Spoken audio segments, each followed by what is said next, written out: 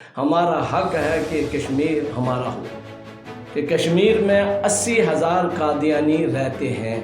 جب 80,000 قادیانی رہتے ہیں تو یہ علاقہ ہمارا ہے۔ لیکن اللہ کا کہنا یہ تھا کہ وہ جب مقبوضہ کشمیر اور سری نگر گیا تو وہاں مجاہدین نے اس کو پکڑ لیا، گرفتار ہو گیا، اس کا سارا منصوبہ ناکام ہو گیا۔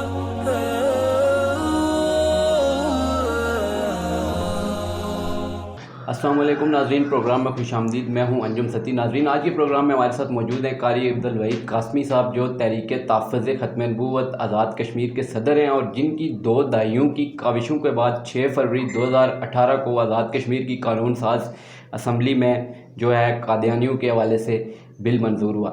بہت شکریہ آپ کا کہ آپ نے ہمیں وقت دیا۔ سب سے پہلے یہ بتائیے گا قاسمی صاحب کہ قادیانیوں کی کشمیر میں دلچسپی کی وجوہات کیا ہیں؟ اعوذ باللہ من الشیطان الرجیم، بسم اللہ الرحمن الرحیم۔ ما کان محمد ابا احد من رجالکم ولکن رسول اللہ وخاتم النبیین وکان اللہ بکل شیء علیما۔ قادیانی نبوت کے افکار سے، اس کے کردار سے، اس کی گفتار سے دین کی آبرو کل بھی خطرے میں تھی، دین کی آبرو آج بھی خطرے میں ہے۔ میں آپ حضرات کا شکریہ ادا کرتے ہوئے آپ کے سوال کا جواب دیتا ہوں کہ قادیانیوں کی خطہ کشمیر کے اندر یہ دلچسپی کیوں ہے؟ جی، قادیانیوں کا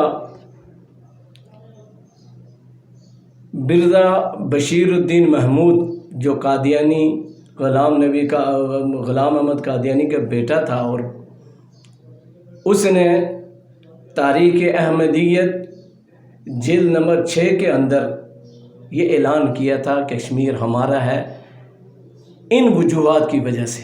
لہذا جو وجوہات انہوں نے اپنی کتابوں میں لکھی ہیں کہ کشمیر پر ہمارا حق ہے، میں آپ کے سامنے وہ بیان کرتا ہوں۔ وہ تقریباً 5 ہیں۔ سب سے پہلے تو انہوں نے کہا کہ کشمیر میں 80,000 قادیانی رہتے ہیں۔ یہ پہلی وجہ ہے۔ جب 80,000 قادیانی رہتے ہیں تو یہ علاقہ ہمارا ہے۔ اس میں حقیقت ہے مولانا صاحب، سوری آپ کو میں انٹرپٹ کر رہا ہوں، اس میں حقیقت ہے کہ 80,000 قادیانی کشمیر میں رہتے ہیں، یہ حقائق ہیں؟ یہ چونکہ ان کی کتابوں میں لکھا ہے، اور وہ اس وقت کا یہ کتابوں میں لکھتے ہیں جس وقت یہ آزاد اور مقبوضہ کشمیر ایک ہی تھے، جی، الگ نہیں تھے یا اس وقت سے۔ لہٰذا ہم تو ان کے بارے میں لکھتے ہیں کہ وہ یہ اپنا دعویٰ کرتے ہیں، لیکن حقیقت یہ نہیں ہے، یہ جھوٹا دعویٰ ہے، یہ جھوٹا دعویٰ ہے۔ اور یہ ان کا پہلا دعویٰ ہے کہ اس لیے ہم کشمیر کے اندر ہمارا حق ہے۔ دوسرا وہ یہ کہتے تھے کہ محلہ یار خان ہے سری نگر کے اندر، اس کے اندر عیسیٰ علیہ السلام کی قبر ہے۔ ان کا عقیدہ ہے کہ عیسیٰ علیہ السلام فوت ہو گئے ہیں، ان کی قبر سری نگر کے اندر محلہ یار خان میں ہے۔ وہ ان کو مسیح اول کہتے ہیں، اور کہتے ہیں کہ مسیح ثانی، معاذ اللہ مرزا غلام احمد قادیانی کو مسیح ثانی کہتے ہیں۔ کہتے ہیں مسیح ثانی کی کثیر تعداد میں یہاں لوگ موجود ہیں، لہذا یہ ہمارا حق ہے کہ کشمیر ہمارا ہو۔ یہ دوسری چیز ہے۔ تیسری چیز وہ لکھتے ہیں خود، جس علاقے کے اندر 2 مسیحوں کا دخل ہو، مسیح اول وہاں دفن ہوں، مسیح ثانی کے ماننے والوں کی کثیر تعداد ہو، لہذا اس ملک کے اندر ہمارا حق بنتا ہے کہ یہ ملک ہمارا ہو۔ اور 5واں ایک یہ کہتے ہیں کہ جس وقت مہاراجا رنجیت سنگھ نے، یہ کشمیر کا والی تھا، اس نے کشمیر کا گورنر بنایا امام النواب امام الدین کو، تو اس کے ساتھ مرزا غلام مرتضیٰ ان کا بطور مدد ان کے ساتھ بھیجا گیا۔ مرزا غلام مرتضیٰ ہے غلام احمد قادیانی کے باپ کا نام، یہ بطور مدد ان کے ساتھ آیا تھا۔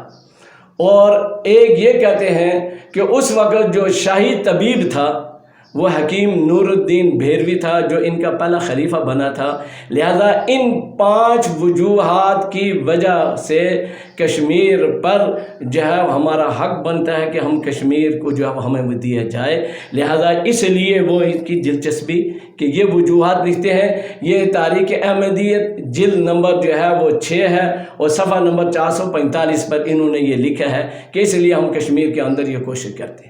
اچھا، تو کشمیر پر قبضے کے لیے یہ تو کوششیں تھیں جن کے بارے میں آپ نے بتایا کہ کیوں، تو یہ سازشوں کے بارے میں آپ بتا دیں. سب سے پہلی سازش تو انہوں نے یہ کی تھی 1931 کے اندر. آپ جانتے ہیں کہ ایک کشمیر کمیٹی بنائی گئی تھی 1931 کے اندر، اور ایک سازش کے تحت اس کا صدر بھی بشیر الدین محمود کو بنایا گیا جو قادیانی کا خلیفہ تھا. اچھا. اور اس کا سیکرٹری جنرل عبد الرحیم یہ بھی قادیانی تھا. اور انہوں نے اپنا دفتر کہاں بنایا؟ دفتر انہوں نے قادیان کے اندر بنایا تھا. یہ پہلی سازش تھی.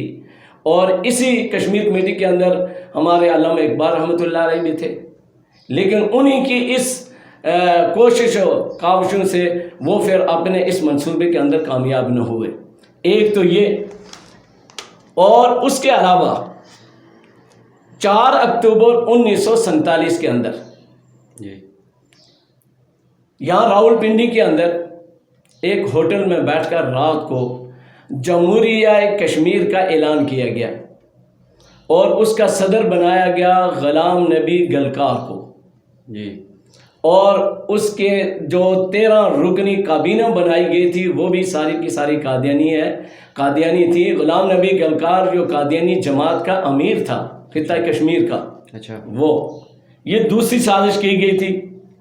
اور اس کے علاوہ یہی غلام نبی گلکار نے جب یہ وہاں آزاد کشمیر کا صدر بن گیا تو وہاں سے پھر یہ مقبوضہ کشمیر چلا گیا اور اس نے یہ دعویٰ کیا کہ میں آزاد اور مقبوضہ کشمیر کو ملا کر ایک قادیانی اسٹیٹ بنا گئی ہے، چونکہ اعلان کر کے گیا تھا. لیکن اللہ کا کرنا یہ تھا کہ وہ جب مقبوضہ کشمیر سری نگر گیا تو وہاں مجاہدین نے اس کو پکڑ لیا، گرفتار ہو گیا، اس کا سارا منصوبہ ناکام ہو گیا. یہ دوسری سازش اس نے کی تھی. تیسری کیا ہوا، جب وہاں سے واپس آیا تو ماشاء اللہ کے دور میں کشمیر کے اندر صدارتی الیکشن ہوا تھا. ماشاء اللہ کے دور میں اس کے اندر مرحوم سردار عبد القیوم اور KH خورشید مرحوم اور اس کے ساتھ یہ غلام نبی گلکار، یہ تینوں صدارتی الیکشن کے لیے امیدوار تھے. اور جب الیکشن ہوا اس کے اندر سردار عبد القیوم بھی ناکام ہوئے اور یہ غلام نبی گلکار بھی ناکام ہوا اور KH خورشید یہ جیت گیا تھا. اچھا. یعنی اس نے یہاں تک کی کوشش کی تھی کہ آزاد کشمیر کا میں اب وہ پہلی سازش تو ناکام ہوگی، حکمران جمہوریہ کشمیر کا حکمران بن گیا تھا، وہ اعلان کر کے چلا گیا تھا. اب یہ ایک سازش تو اس نے یہ کی. اور اس کے علاوہ 1965 کی جو جنگ ہے، بڑی مشہور جنگ ہے وہ یہ شاید آپ لوگوں کے علم میں ہوگا کہ وہ قادیانیوں کی سازشوں سے ہوئی تھی. 2 بڑے جنرل جو ہے عبد الحلی اور یہ اس کا بھائی، یہ دونوں قادیانی تھے. اور اس وقت خطہ کشمیر کے اندر خصوصاً آزاد کشمیر کے اندر ایک پمفلٹ شائع کیا گیا تھا کہ عنقریب یہ کشمیر فتح ہو جائے گا، آزاد ہو جائے گا، لیکن اس کا اقتدار قادیانی جماعت کے پاس ہوگا. یہ بہت بے شمار جو ہے وہ تقسیم کیا گئے تھے. یہ بھی ان کی ایک بہت بڑی سازش تھی کہ خطہ کشمیر کے اندر ہمیں جو ہے وہ ہر قسم کے جو ہے وہ حکومت قائم کر سکیں. حکومت قائم کر سکتے. مثلا پہلے اس نے کوشش کی، دوسری کوشش کی، جمہوریہ کشمیر بنایا، اس کے اندر ناکام ہوا. پھر صدارتی الیکشن لڑا، اس کے اندر ناکام ہوا.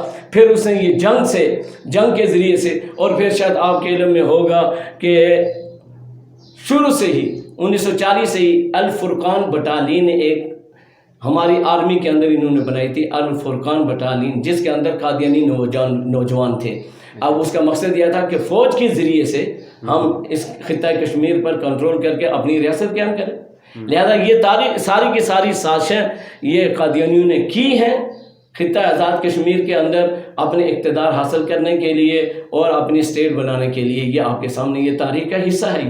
اچھا مولانا صاحب، یہ بتائیں کہ موجودہ حالات میں جو کشمیر کی تقسیم کا فارمولہ ہے موجودہ حالات کے تناظر میں، یہ کہیں قادیانیوں کا تو نہیں ہے، ان کی طرف سے تو نہیں ہے؟ یہ بالکل حقیقت ہے، یہ صرف موجودہ حالات میں نہیں بلکہ شروع سے ہی انہوں نے کوشش کی کہ ہم خطہ کشمیر کے اندر اپنی الگ ریاست قائم کریں۔ اس لیے اس کے اندر انہوں نے پہلے کوشش تو یہ کی پورے کشمیر پر اپنی ریاست قائم کریں، وہ نہیں ہو سکی۔ پھر انہوں نے تقسیم کشمیر کے لیے پلان بنایا کہ کشمیر کا کچھ حصہ جو ہے وہ اس کے اندر ہماری ریاست قائم ہو جائے، لہذا تقسیم کشمیر کا منصوبہ بھی قادیانی ہی کا منصوبہ ہے۔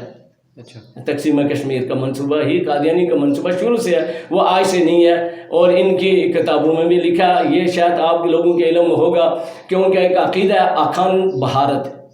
اچھا، ان سے جب پوچھا گیا کہ آپ نے یہ پاکستان کو تسلیم کیسے کر لیا تو انہوں نے کہا ہم نے خوشی سے نہیں کیا، اکھنڈ بھارت ہم نے یہ خوشی سے نہیں کیا، یہ مجبوری سے ہوا، لیکن ہم کوشش کریں گے دوبارہ یہ ایک ہو جائے، اکھنڈ بھارت ہو جائے، یعنی پاکستان ختم۔ آج پاکستان کے خلاف جتنی سازشیں ہو رہی ہیں، کیا اس کے اندر یہ قادیانی شریک نہیں ہے؟ وہ ان کے اندر قادیانی شریک ہے۔ یہ ہمارا جو مشرقی پاکستان الگ ہوا تھا، دو پہلے مشرقی پاکستان مگر ایک ہی ہوتا تھا، لیکن بنگلہ دیش بنا، تو یہ ان کی سازشوں کی وجہ سے وہ تقسیم ہوا۔ اور یہ جو موجودہ پاکستان ہے، اس پاکستان کے خلاف بھی چونکہ ان کا مذہبی عقیدہ ہے اکھنڈ بھارت کا، وہ کہتے ہیں ہم کوشش کریں گے ایسے حالات پیدا ہو جائیں کہ یہ دوبارہ ایک ہو جائے، یعنی ایک ہو جائے، اکھنڈ بھارت اس کو کہتے ہیں۔ یہ ان کا مذہبی عقیدہ، یعنی ان کا مذہبی عقیدہ ہے کہ پاکستان کے خلاف ایسی سازشیں کی جائیں، یہ کمزور ہو کر دوبارہ جو انڈیا کے ساتھ مل جائے، لہذا اکھنڈ بھارت بھی ان کا ہے، اور تقسیم کشمیر کا بھی منصوبہ انہی کا ہے۔ اب وہ خود مختلف بولیاں بول کر جو ہے وہ تقسیم کشمیر کے لیے وہ کوشش کر رہے ہیں۔ اچھا، جو اسرائیل ہے مولانا صاحب، اسرائیل کی کشمیر میں دلچسپی کی کیا وجوہات ہیں؟ دیکھیں جی، اسرائیل کا ایک اس دور کے اندر وزیر خارجہ تھا، اور بعد کے اندر وہاں کا صدر بھی اور وزیر اعظم بھی بن گیا تھا، شمعون پریز۔ یہ اس کی ایک ملاقات ہوئی تھی حامد میر صاحب کے۔ حامد میر صاحب چونکہ کشمیر سے تعلق رکھتے ہیں، تو انہوں نے جب اس سے ملاقات کی وزیر خارجہ حامد میر صاحب کون؟ صافی جو ہیں اچھا، ان سے ملاقات ہوئی۔ یہ بے نظیر کے دور میں ایک کانفرنس میں گئے ہوئے تھے وہاں باہر، تو وہاں جب ان سے ملاقات ہوئی تو انہوں نے تعارف کرا، بھائی آپ کہاں کہ ان کا جی میں میر خاندان سے تعلق ہے، کشمیر سے تعلق ہے۔ تو ان کے وزیر خارجہ نے ایک عجیب بات کہی، ان کے وزیر خارجہ نے کہا کہ کشمیر کے اندر، مقبوضہ کشمیر کے اندر یا خطہ کشمیر کے اندر جو مختلف قبائل ہیں، یہ وہ یہودی قبائل ہیں جو کچھ دور کے اندر گم ہو گئے تھے، اور وہ جا کر کشمیر کے اندر جو بسے ہیں، لہذا خطہ کشمیر جو ہے اس کے اندر جتنے قبائل ہیں ان کا تعلق یہودیت سے ہے۔ یہ حامد میر کو اس وقت کے وزیر خارجہ اور بعد میں وزیر اعظم بنا، اس نے کہا اسرائیل کے، لہذا اسرائیل کے یہ بھی آپ کو بتا دوں کہ جہاد کشمیر کے اندر، خطہ کشمیر کے اندر، خصوصاً مقبوضہ کشمیر کے اندر آج بھی اسرائیل کے کمانڈوز موجود ہیں، پہلے بھی تھے، آج بھی یہ کشمیر کے اندر جو جہاد کرنے والی تنظیمیں وہ سب جانتی ہیں کہ ان دفعہ پکڑے گئے وہ اسرائیلی، ہاں وہ پکڑے گئے، لیکن بڑے رابطوں کی وجہ سے ان کو چھوڑ دیا جاتا تھا۔ تو آج بھی کشمیر کے اندر یہودی اسرائیلی کمانڈوز موجود ہیں، وہ بھارت کے ساتھ مل کر کشمیریوں پر ظلم کرتے ہیں۔ جس طرح آج اسرائیل فلسطین کے اندر ظلم کر رہا ہے، اسی طرح بھارت کشمیر کے اندر ظلم کر رہا ہے، لیکن ان دونوں کی پالیسیاں ایک ہیں، اور وہ یہ کہتے ہیں کہ اسرائیل کے یہودی کہتے ہیں کہ خطہ کشمیر کی بھی ہمارا ہے، اس لیے ہمارے وہاں کے جتنے جو قبائل ہیں وہ یہودی نسل ہیں، لہذا اس لیے ہمارا حق ہے کہ ہم اس کی مدد کریں، اور آج تک وہ مدد کر رہے ہیں۔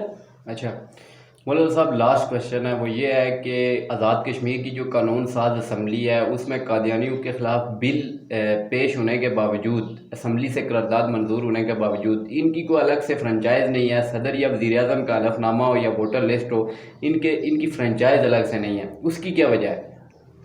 ایک تو جی پہلی بات یہ ہے کہ آزاد کشمیر کی اسمبلی نے ایک بہت بڑا کارنامہ کیا تھا 1973 کے اندر۔ آپ حضرات جانتے ہیں کہ 29 اپریل 1973 کے اندر آزاد کشمیر کی اسمبلی نے قادیانی کو غیر مسلم اقلیت قرار دیا تھا. 1973 پاکستان کے اندر 7 ستمبر 1974 کو ہوا ہے. جی بھٹو صاحب نے بھٹو صاحب نے 7 ستمبر 1974. لیکن خطہ کشمیر کے اندر دنیا کی تاریخ میں وہ پہلی حکومت ہے خطہ کشمیر کی کہ 29 اپریل کو قادیانی کو غیر مسلم اقلیت قرار دیا حکومتی سطح پر. یہ کشمیر کے اندر ہوا. اس کے بعد پھر چلتے چلتے قادیانی سازشوں نے وہاں پر اس کو قانون سازی نہیں ہونے دی 45 سال تک، 73 سے لے کر یہ 2018 تک. لیکن الحمدللہ تحریک تحفظ ختم نبوت ہمارے ان نوجوانوں نے کوشش کی اور حکومت کے ساتھ مل کر، خصوصاً وزیر اعظم کے ساتھ مل کر، وزیر اعظم کی ذاتی دلچسپی کی وجہ سے 6 فروری 2018 کو آزاد کشمیر کے اندر سرکاری طور پر جو ہے ایک 12ویں ترمیم کے نام پر آئین کے اندر ترمیم کی گئی ہے. 12ویں ترمیم جس کی وجہ سے قادیانی کو غیر مسلم اقلیت قرار دیا گیا ہے. یہ بہت بڑا صحرا ہے موجودہ حکومت آزاد کشمیر کی، اور خصوصاً شبہ یہ بہت بڑا اقدام ہے، اور اس کا جو کامیابی کا صحرا ہے وہ حکومت آزاد کشمیر کو بھی جاتا ہے، آپ کو بھی جاتا ہے. بالکل. لیکن ابھی جو میرا سوال تھا وہ یہ ہے کہ ابھی تک ان کے علیحدہ سے فرنچائز کیوں نہیں بنائے گئے؟ اس کی وجہ یہ ہے، یہ ایک تو حکومت نے یہ کام کیا، ہم خراج تحسین پیش کرتے ہیں، لیکن قانون سازی ابھی تک نہیں ہو سکی. اس کی وجہ یہ ہے، جس طرح میں نے آپ کو کہا کہ 1973 سے لے کر 2018 تک یہ 45 سال تک قادیانیوں نے سازش کر کے، خواہ وہ قادیانی پاکستانی ہوں یا خطہ کشمیر سے، انہوں نے اس کو قانون سازی نہیں ہونے دیا 45 سال تک. تو کیا وہ ابھی جو بل پاس ہوا ہے اس پر قانون سازی کرنے دیں گے؟ انہوں نے دباؤ ڈالا ہوا ہے قادیانیوں نے آزاد کشمیر کی حکومت پر، آزاد کشمیر کے اداروں پر، وہ انہوں نے ابھی تک ان کو الگ نہیں کیا. لیکن ہم یہ حکومت سے پھر مطالبہ کرتے ہیں کہ آنے والے الیکشن، چونکہ الیکشن آنے والے 2-3 مہینے میں آزاد کشمیر کے الیکشن ہونے والے ہیں. جی ابھی الیکشن اگلے مہینے میں ہونے والے ہیں، لہذا اس سے پہلے ہماری ووٹر لسٹوں کے اندر قادیانی الگ ہونے چاہیے. یہ آئین کا تقاضا ہے، خطہ کشمیر کی اسمبلی کا فیصلہ ہے، 2 دفعہ اس کا تقاضا ہے. آزاد کشمیر ہائی کورٹ کا جو ہم نے آزاد کشمیر کے اندر ریٹ کی ہوئی تھی اس کا فیصلہ ہے کہ قادیانیوں کو مسلمانوں سے الگ کیا جائے. آئین کا تقاضا ہے 12ویں ترمیم کا، اسمبلی کا تقاضا ہے، اور آزاد کشمیر کے ہائی کورٹ کے فیصلے کا تقاضا ہے کہ قادیانیوں کو مسلمانوں کی فہرستوں سے الگ کیا جائے الیکشن سے پہلے. اور ہم نے، حکومت نے ابھی تک جب نہیں کیا، ہم نے ریٹ کی ہوئی ہے حکومت کے خلاف توہین عدالت کی. اس کی یہ 9 تاریخ ہے. یہ ہائی کورٹ کا جو ڈیسیژن آیا تھا اس پہ عمل نہیں ہوا، اس کے خلاف کہ حکومت نے، وہ اب تاریخ ہے یہ 9 تاریخ. اس نے وزیر اعظم سمیت آزاد کشمیر کے تمام اداروں کو بلایا ہے کہ اس پر عمل درآمد کیوں نہیں کری ہے. ان کو نوٹس جی نوٹس ہو گئے سب کو، وزیر اعظم سمیت ان کے سیکرٹریوں کو، تمام محکمے والوں کو نوٹس ہو گئے. ہم امید کرتے ہیں جہاں موجودہ حکومت نے بہت بڑا کام کیا قادیانیوں کے حوالے سے، وہ یہ آخری کام جو ہے قادیانیوں کو الگ کر کے قانون سازی کر لے. اس لیے کہ پاکستان کے اندر یہ ان کے فہرستیں الگ ہیں، ہم نے سب کچھ ان کو دیا تھا. پاکستان کے اندر قادیانیوں کی، مردوں کی، عورتوں کی الگ فہرستیں ہیں. لہذا یہ آئین کا بھی تقاضا ہے، اسمبلی کا بھی تقاضا ہے، اور عدالتی تقاضا بھی یہی ہے کہ قادیانیوں کو الگ جو ہے وہ رجسٹر کیا جائے. اور ہم امید کرتے ہیں کہ آزاد کشمیر کی حکومت اس پر عمل درآمد کرتے ہوئے آنے والے الیکشنوں سے پہلے وہ ان کی ووٹر لسٹ الگ کریں. بہت شکریہ مولانا صاحب. ناظرین، آپ حضرات کا بھی بہت بہت شکریہ. ناظرین، مولانا عبدالوحید قاسمی صاحب ہمارے ساتھ موجود تھے، جو تحریک تحفظ ختم نبوت آزاد کشمیر کے سرکردہ رہنما تھے. انہوں نے ہمارے سوالات کے جوابات بڑے خندہ پیشانی سے دیے اور بڑے ایکسٹینسو انہوں نے جوابات دیے. اگلے پروگرام تک انجم ستی کو دیجیے اجازت. اللہ حافظ.